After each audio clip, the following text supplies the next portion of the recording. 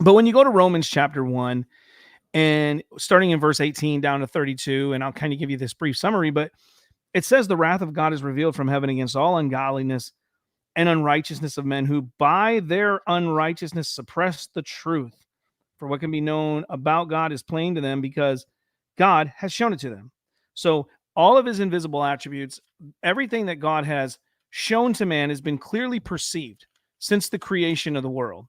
And this is what God is laying forth. And so then he goes for and he says that what ends up happening is man who then is claiming to be wise, they become fools. So God has given us his wisdom. He's given us instruction. He's created the world in 6 literal days. He's given us man and female. He's given us marriage between man and female. He's given us 2 genders, 2 sexes, whatever you want to call it. That's what God has given us. That's what the scriptures define it as, male and female. And man decides to say, I'm going to be wise, but they become fools.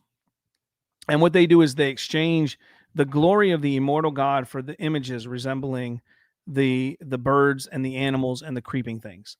They worship creation rather than the creator. So what the Bible says is that God does, for this reason, it says in verse 26, God gave them up to dishonorable passions, for the women exchanged natural relations with these other women, and that which was contrary to nature. And the men likewise gave up natural relations with women and were consumed with passion for one another, men committing shameless acts with men.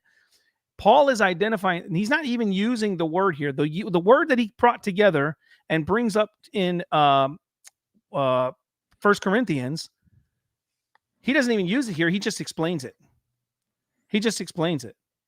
And so the fact that he is explaining this is showing that what God does is he turns in his judgment against the people who will not bow the knee to him. He turns them over to this. This is a sign of God's judgment upon people.